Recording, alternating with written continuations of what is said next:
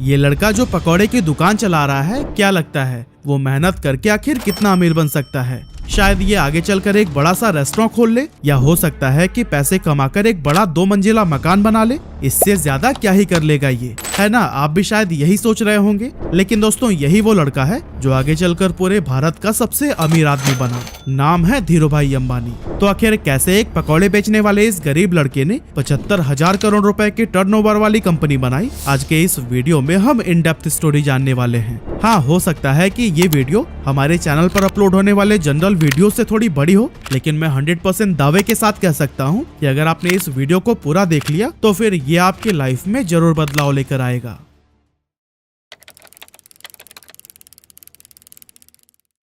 तो दोस्तों, इस कहानी की शुरुआत होती है 28 दिसंबर 1932 से, जब गुजरात के चोरवाड़ गांव के एक मिडिल क्लास फैमिली में धीरजलाल हीरालाल अंबानी का जन्म हुआ था। और यही साधारण सा दिखने वाला लड़का आगे चलकर धीरूभाई अंबानी के नाम से फेमस हुआ। इनके पिता हीराचंद गोवर्धन भाई अंबानी गांव के ही स्कूल में बच्चों को पढ़ाने का काम करते थे। और कुछ इसी तरह से जब धीरूभाई अंबानी 5 साल के हुए, तब उनका एडमिशन बहादुर खानजी स्कूल में करा दिया गया। हालांकि धीरूभाई अंबानी को पढ़ाई लिखाई से कोई खास लगाव नहीं था, फिर भी पिता के डर से न चाहते हुए भी उन्हें स्कूल जाना ही पड़ता था। अब क्योंकि हीराचंद जी के कुल 5 बच्चे थे और जैसे जैसे वो बड़े हो रहे थे, उन्हें स्कूल की सैलरी से घर चलाने में काफी प्रॉब्लम होने लगी थी। और दोस्तों, इसी गरीबी और तंगहाली से ही परेशान होकर एक दिन धीरूभाई अंबानी ने फैसला किया कि अब वो पढ़ाई छोड़कर कोई काम करेंगे। वैसे तो बेटे के इस फैसले से हीराचंद काफी नाराज हुए और उन्हें वापस स्कूल भेजने की कोशिश में लग गए, लेकिन धीरूभाई के जिद के सामने उन्होंने भी हार मान ली। अब दोस्तों, यहाँ धीरूभाई काम तो करना चाहते थे, लेकिन आखिर करें क्या, ये उन्हें समझ नहीं आ रहा था। और इस तरह से काम की तलाश में वो इधर उधर घूमते रहे। और फिर इसी टाइम पर वह अपने गांव के एक मंदिर पहुंच गए। उन्होंने देखा कि अक्सर सुनसान रहने वाले मंदिर परिसर में आज बहुत भीड़ लगी हुई थी। जब पता किया तो मालूम पड़ा कि यह भीड़ हर साल फरवरी के महीने में किसी प्राचीन मान्यता की वजह से लगती है। अब इतनी बड़ी संख्या में श्रद्धालुओं को देखकर धीरूभाई ने सोचा कि यहाँ खड़े खड़े इन लोगों को भूख तो लगती ही होगी, क्यों ना इस मौके का फायदा उठाकर यहाँ पकौड़े बेचे जाएं। और दोस्तों, अभी तक धीरूभाई को उनके पिता की तरफ से जो भी थोड़ी बहुत पॉकेट मनी मिलती थी, वो उसे एक गुल्लक में जमा कर देते थे। लेकिन अब उस गुल्लक को तोड़ने का समय आ चुका था। उन्होंने बिना किसी देरी के गुल्लक तोड़कर पैसे निकाला, उससे ठेला खरीदा और मंदिर के पास ही पकौड़े बेचने लगे। अब दोस्तों, इस धंधे से उन्हें शुरुआत में तो बहुत प्रॉफिट हुआ, लेकिन कुछ समय के बाद जब श्रद्धालुओं की संख्या कम होने लगी तो फिर उनकी आमदनी भी लगभग न के बराबर रह गई। ऐसे में उन्हें लगा कि अब यहाँ पर समय बर्बाद करने से कोई फायदा नहीं, इसीलिए उन्होंने अपना ठेला बेच दिया और सारे पैसों को बैंक में जमा करा दिया। आगे चलकर वो फिर से किसी काम की तलाश में लग गए और फिर उस दौरान उन्होंने देखा कि बहुत सारे लोग यमन में काम करने के लिए जा रहे हैं और आज से पहले जो भी वहां पर गए थे उनकी फाइनेंशियल कंडीशन काफी बेटर हो गई थी। लेकिन इसके पीछे की वजह क्या थी, इसका जवाब ढूंढने पर धीरूभाई अंबानी को पता चला कि यमन में इंडिया से कई गुना ज्यादा पैसा बनता है। इसीलिए धीरूभाई अंबानी 1950 के दौरान महज 17 साल की उम्र में अपने बड़े भाई रमणिक लाल के पास में यमन चले गए। वहां पहुंचने के बाद से रमणिक लाल ने एबीसीएन कंपनी के पेट्रोल पंप पर धीरूभाई अंबानी को काम दिला दिया और यहाँ काम करते हुए उनकी सैलरी 300 रुपए हर महीने की थी। अब दोस्तों, इस पेट्रोल पंप पर काम करते टाइम धीरूभाई अंबानी लोगों को कई अलग अलग प्रमोशनल मेथड से इनकरेज करते थे कि वो ज्यादा से ज्यादा पैसों का पेट्रोल डलवाएं। अब दोस्तों, उनके ऐसा करने की वजह से पेट्रोल पंप का रेवेन्यू काफी ज्यादा बढ़ गया और उनके काम से खुश होकर उन्हें पेट्रोल पंप का मैनेजर बना दिया गया। अब क्योंकि प्रमोशन होने की वजह से पेट्रोल पंप पर काम करने के बाद भी धीरूभाई के पास काफी टाइम बच जाता था, तो ऐसे में उन्होंने सोचा कि इस खाली टाइम में क्यों ना एक जॉब कर ली जाए। और फिर ऐसा सोचकर वो एक जगह पर क्लर्क के तौर पर भी काम करने लगे। अब दोस्तों, हम इंडियन दुनिया के किसी भी कोने में क्यों ना चले जाएं, पर अपनी चाय की आदत को नहीं बदल सकते। और धीरूभाई को भी चाय पीना बहुत पसंद था। अब वैसे तो इसके लिए उनके पास 2 ऑप्शंस थे, या तो वो रोड साइड पर 10 पैसे की चाय पिए या फिर किसी 5 स्टार होटल में 1 रुपए की। लेकिन यहाँ पर धीरूभाई ने 1 रुपए वाली चाय को ही चुना, ताकि वो चाय की चुस्कियां लेते लेते आसपास के अमीर लोगों की बातों को सुनकर ये जान सकें कि आखिर वो ऐसा क्या करते हैं कि वो इतने अमीर हैं। ऐसे ही एक दिन जब वो चाय पी रहे थे, तभी उन्होंने अपनी बगल वाली टेबल पर बैठे 2 लोगों की बातें सुनी, जिसमें एक व्यक्ति दूसरे को बता रहा था कि क्या तुम्हें पता है, हमारे यमन में जो चांदी के रियाल के सिक्के चलते हैं ना, उनमें लगी चांदी की कीमत इस रियाल से भी ज्यादा है।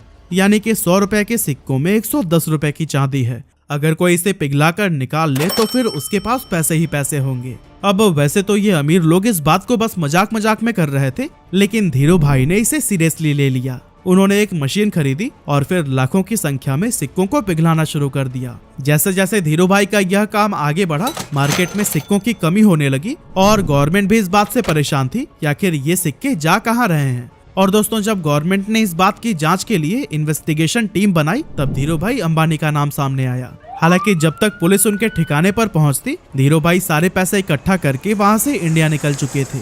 ये साल था 1958 का, जब धीरू भाई वापस अपने घर पहुंचे और जब उनके पिता ने यह सुना कि वो नौकरी छोड़कर आए हैं, तो वो काफी ज्यादा नाराज हुए। रिश्तेदारों ने भी काफी क्रिटिसाइज किया, लेकिन फिर भी उन्होंने किसी की भी बातों पर ध्यान नहीं दिया। दोस्तों, यमन से वापस आकर कुछ समय गांव में बिताने के बाद उन्होंने कोकिला बहन से शादी कर ली और फिर उसके बाद अपना बिजनेस स्टार्ट करने के लिए मुंबई चले गए। 1958 में ही उन्होंने 50,000 रुपए की पूंजी के साथ रिलायंस कॉमर्शियल कॉर्पोरेशन नाम से ऑफिस खोला और मसालों का व्यापार करने लगे। कुछ समय के बाद उन्हें पता चला कि मसालों की बजाय अगर सूत का व्यापार किया जाए तो उससे ज्यादा फायदा होगा, लेकिन प्रॉब्लम ये थी कि उनके पास इस व्यापार के लिए पर्याप्त पैसे नहीं थे। इसीलिए उन्होंने अपनी कजन चंपकलाल दमानी के साथ मिलकर व्यापार करने का सोचा, जो पहले उन्हीं के साथ यमन में रहा करते थे। लेकिन जब उन्होंने इस इंडस्ट्री में एंटर करने की ट्राई की, तब उन्हें पता चला कि यहाँ पर व्यापारियों ने एक यूनियन बना रखा है और वो सभी मिलकर किसी भी नए व्यापारी को इस इंडस्ट्री में एंटर नहीं होने देते हैं। और अगर किसी को एंटर करना भी है तो उससे पहले यूनियन के लीडर से परमिशन लेनी पड़ती है। इस तरह से एक नए फील्ड में उतरना धीरू भाई अंबानी के लिए काफी चैलेंजिंग हो गया था। हालांकि काफी मेहनत मशक्कत के बाद उन्हें ये परमिशन तो मिल गई, लेकिन इसके बाद उन्हें पता चला कि वो जिन फैक्ट्रीज से सूत खरीद रहे थे, उन्होंने भी एक यूनियन बना रखा है और जिन्हें फाइनल प्रोडक्ट बेचा जाता था, उनका भी एक अलग यूनियन है। इस तरह से ये सभी मिलकर इन बीच के ही व्यापारियों को लूट रहे थे, क्योंकि एक तो फैक्ट्री वाले सूत महंगे में सेल कर रहे थे और दूसरी तरफ खरीदार उसे सस्ते में ले रहे थे। बीच में नुकसान हो रहा था धीरू भाई और उनके जैसे कई सारे व्यापारियों का। ये सब देखने के बाद धीरू भाई ने एक बहुत बड़ा स्टेप लिया और अपने यूनियन के सभी मेंबर्स को इकट्ठा करके यह डिसाइड किया कि हम सब फैक्ट्री से सस्ते में माल उठाएंगे और महंगे में बेचेंगे, ताकि हमें भी अपने हक का पूरा प्रॉफिट मिल सके। हालांकि ऐसा करने पर मुंबई के कई बड़े व्यापारी नाराज हो गए और इसीलिए उन्होंने एक IAS ऑफिसर को पैसे खिलाकर उस जगह पर ताला लगवा दिया जहां पर खरीदारी के लिए बोली लगाई जाती थी। लेकिन दोस्तों, धीरू भाई अंबानी का दिमाग भी किसी से कम थोड़ी था। उन्होंने जब गोदाम में ताला लगा देखा तो अपना विरोध जताने के लिए यूनियन के मेंबर्स के साथ मिलकर अपना सारा माल उसी IAS ऑफिसर के घर के सामने रखवा दिया। अब कुछ ही घंटों में उस IAS ऑफिसर के घर पर बड़े ऑफिशियल्स आने वाले थे और अगर वो घर के सामने बिखरी हुई बोरियों को देख लेते तो फिर उन्हें IAS के हरकतों का पता लग जाता। इसी वजह से अपनी नौकरी को बचाने के लिए कुछ ही मिनटों के अंदर उस IAS ऑफिसर ने ताला खुलवा दिया और धीरू भाई समेत उन सभी व्यापारियों का कारोबार फिर से चल पड़ा। अब दोस्तों, इसके कुछ साल के बाद तक तो सब कुछ सही चल रहा था, लेकिन फिर चंपकलाल दमानी और धीरू भाई अंबानी के बीच में डिस्प्यूट होने लगी। असल में दोनों का बिजनेस माइंडसेट बहुत ज्यादा अलग अलग था, इसलिए 1965 में चंपकलाल दमानी ने पार्टनरशिप खत्म करने की सोची और फिर दोनों अलग हो गए। 1966 में धीरू भाई अंबानी ने गुजरात के नरोदा में टेक्सटाइल मिल शुरू की और फिर यहाँ से उन्होंने कभी भी पीछे मुड़कर नहीं देखा। उसी दौरान सरकार रिप्लेनिशमेंट लाइसेंस लेकर आई, जिसके तहत व्यापारी बाहर के देशों से सस्ते फैब्रिक मंगा सकते थे, लेकिन शर्त ये थी कि उससे कुछ नया बनाकर वापस से दूसरे देश में एक्सपोर्ट करना होगा। यहाँ पर धीरू भाई अंबानी ने चालाकी दिखाते हुए अपनी सारी सेविंग से विदेशी फैब्रिक खरीद लिया और फिर उससे तरह तरह के आउटफिट्स जैसे कि टी-शर्ट, शॉल और शॉर्ट्स बनाने लगी। इस नए कारोबार के लिए ब्रांड नेम रखा गया था विमल, जो कि उनके बड़े भाई रमणीकलाल अंबानी के बेटे विमल अंबानी के नाम पर रखा गया था। अब मशीनें लग चुकी थी, कपड़ों का प्रोडक्शन भी भारी मात्रा में कर लिया गया था, लेकिन उन्हें बाजार में उतरने से रोकने के लिए दूसरे टेक्सटाइल मालिकों ने एक चाल चली। एक्चुअली उन्होंने अपने सभी रिटेलर से यह कह दिया था कि अगर धीरू भाई अंबानी से आपने माल खरीदा तो फिर वो उन्हें आगे से माल नहीं देंगे।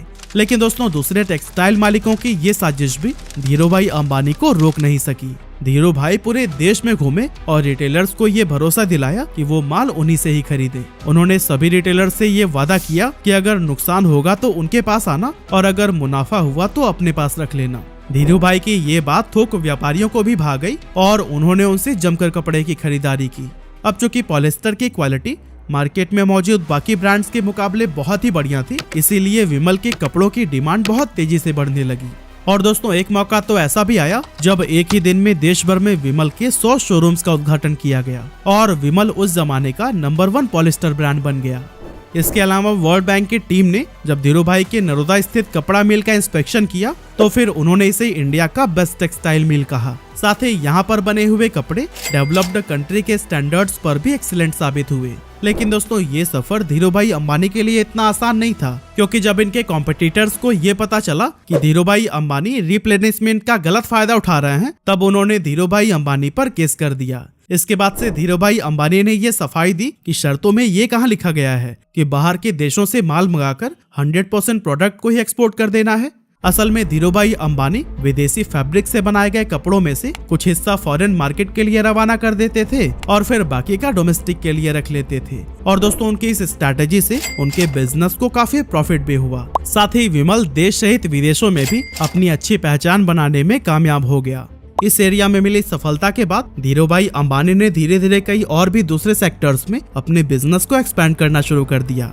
8 मई 1973 को कंपनी का नाम रिलायंस कॉमर्शियल कॉरपोरेशन से बदलकर रिलायंस टेक्सटाइल इंडस्ट्रीज लिमिटेड कर दिया गया और 1976-77 के बीच इसका एनुअल टर्नओवर 70 करोड़ रुपए हो गया था। अब दोस्तों आया जनवरी 1978, जब धीरू भाई अंबानी ने आजाद भारत का पहला आईपीओ लाने का विचार किया और फिर अपनी कंपनी को बॉम्बे और अहमदाबाद स्टॉक एक्सचेंज पर लिस्ट कर दिया। 10 रुपए शेयर प्राइस पर 2.8 मिलियन इक्विटी शेयर्स का आईपीओ पेश किया गया, जिस पर इन्वेस्टर्स ने जमकर भरोसा जताया और 58,000 इन्वेस्टर्स ने इसमें इन्वेस्ट किया था।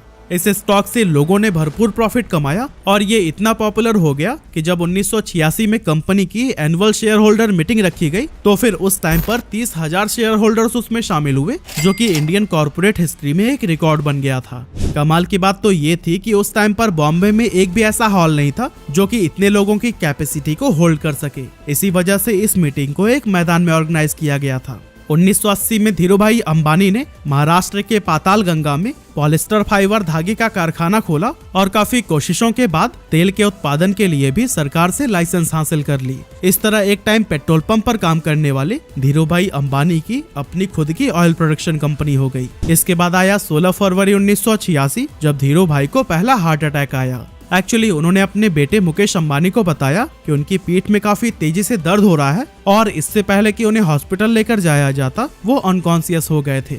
अब जब मुकेश अंबानी उन्हें लेकर अफरा तफरी में हॉस्पिटल पहुंचे तो डॉक्टर्स ने कहा कि अगले 42 घंटे इनके लिए बहुत ज्यादा क्रिटिकल हैं। लेकिन दोस्तों इतनी सीरियस हालत होने के बावजूद होश आते ही उन्होंने अपने बेटे को देखते हुए कहा, तुम परेशान मत होना बेटा, मैं सब ठीक कर दूंगा। इस स्ट्रोक के बाद से धीरू भाई अंबानी का एक हाथ पैरालाइज हो गया था, लेकिन धीरू भाई अंबानी ने डिसाइड किया कि ये उनकी कमजोरी नहीं बनेगा। इसीलिए लगातार 3 महीनों तक उन्होंने खूब एक्सरसाइज की, डाइट पर पूरा ध्यान दिया और लाइफस्टाइल में बदलाव किया। इसका असर ये हुआ कि धीरू भाई का हाथ पहले से काफी ठीक हो गया। अब दोस्तों आगे चलकर धीरू भाई अंबानी एक ऐसे गोल्डन एरा में एंटर हुए जब इनके बिजनेसेस कई सारे सेक्टर्स में तेजी से एक्सपेंड होने लगे। एक्चुअली 1992 में धीरू भाई अंबानी ने वो करके दिखाया जो कि उस समय की बड़ी बड़ी इंडियन कंपनीज ने सपने में भी नहीं सोचा था। असल में इस साल कंपनी ने ग्लोबल मार्केट से भी फंड जुटाना शुरू कर दिया और ऐसा करने वाली रिलायंस देश की पहली कंपनी बन गई थी। साल 1995-96 में धीरू भाई अंबानी ने 9X यूएसए के साथ मिलकर अपनी telecom company Reliance telecom private limited की भारत में शुरुआत की। इसके बाद से 1998 से 2000 के दौरान धीरू भाई अंबानी ने दुनिया के सबसे बड़े रिफाइनरी पेट्रोकेमिकल्स को गुजरात के जामनगर में ओपन किया। और दोस्तों इस टाइम तक धीरू भाई अंबानी का इतना बड़ा नाम हो गया था कि उन्हें देश सहित विदेशों में भी पॉपुलैरिटी मिलने लगी थी। ये पॉपुलैरिटी तब और भी इंक्रीज हो गई जब साल 1996, 98 और 2000 यानी कि 3 साल उन्हें एशिया वीक मैगजीन ने power 50 most powerful people in Asia की लिस्ट में शामिल किया था। ये इंडिया के लिए बहुत ही गर्व की बात थी और इससे भारत के पोटेंशियल्स के बारे में बाकी के देशों को भी अंदाजा होने लगा था। इतना ही नहीं, 15 जून 1998 को धीरू भाई अंबानी पहले इंडियन बने जिन्हें बेहतरीन लीडरशिप के लिए the Wharton school university of Pennsylvania की तरफ से डीन्स मेडल से नवाजा गया था। इसके अलावा 1999 में धीरू भाई अंबानी को बिजनेसमैन ऑफ द ईयर के अवार्ड से भी सम्मानित किया गया और 2001 में द इकोनॉमिक टाइम्स ने इन्हें लाइफ टाइम अचीवमेंट का अवार्ड दिया। और दोस्तों कहते हैं कि ये सब अवार्ड और सम्मान भले ही सिर्फ धीरू भाई अंबानी को मिले, लेकिन उनकी इस सफलता के पीछे उनकी वाइफ कोकिला बेन का भी पूरा हाथ था। एक्चुअली जब धीरूभाई अंबानी मुंबई शिफ्ट हुए थे तब उन्होंने कोकिलाबेन को इंग्लिश सीखने के लिए कहा था ताकि व्यापार में वो भी उनकी मदद कर सके। इसके अलावा धीरूभाई अंबानी जब भी कोई नया काम शुरू करने जाते थे तो फिर उस पर कोकिलाबेन का विचार जरूर मांगते थे। और दोस्तों इसी तरह के सपोर्ट और मेहनत का ही नतीजा है कि मसाले और पॉलिस्टर बेचने से शुरुआत करने वाले धीरूभाई अंबानी साल 2000 तक देश के सबसे अमीर लोगों में शुमार हो चुके थे। उन्होंने 350 स्क्वायर फीट के कमरे से अपने बिजनेस की शुरुआत की थी और फिर देखते ही देखते रिलायंस देश की टॉप कंपनीज में गिनी जाने लगी। कहा जाता है कि अपने सपने को पूरा करने के लिए अंबानी बेहद डिसिप्लिन्ड लाइफ जीते थे। उन्होंने अपने काम करने के घंटे भी तय कर रखे थे और कभी भी 10 घंटे से ज्यादा काम नहीं करते थे। लेकिन पहले हार्ट अटैक के बाद से उनकी तबीयत लगातार खराब रहने लगी थी, जिसके चलते उन्हें हर थोड़े दिनों में ही हॉस्पिटल्स का चक्कर लगाना पड़ता था। लेकिन दोस्तों फिर आया 24 जून 2002 का वो दिन जब धीरूभाई अंबानी को फिर से एक डेडली स्ट्रोक आया और उन्हें मुंबई के ब्रीच कैंडी हॉस्पिटल में एडमिट कराया गया। यहाँ पर डॉक्टर्स ने बहुत कोशिश की लेकिन लगातार ट्रीटमेंट के बाद भी उनकी हालत में कोई सुधार देखने को नहीं मिला और इसी वजह से आखिरकार 6 जुलाई 2002 को 69 साल की उम्र में उन्होंने दुनिया को अलविदा कह दिया और अरबों का साम्राज्य अपने बेटों के लिए छोड़ गए। जिस समय उनकी मृत्यु हुई थी उस समय कंपनी का टर्नओवर 75,000 करोड़ रुपए हो गया था और ग्लोबल फॉर्चून 500 लिस्ट में भी रिलायंस ने अपनी जगह बना ली थी। कमाल की बात तो यह है कि इतनी दौलत और शोहरत हासिल करने के बाद भी उन्होंने एक बहुत ही साधारण जीवन जिया और अपनी रूट्स को कभी नहीं भूले। एक मामूली से पकौड़े बेचने वाले के लिए जीरो से शुरुआत करके कई पीढ़ियों तक चलने वाला एक साम्राज्य खड़ा करना ऑलमोस्ट इम्पॉसिबल था, लेकिन धीरूभाई अंबानी ने यह काम करके दिखा दिया।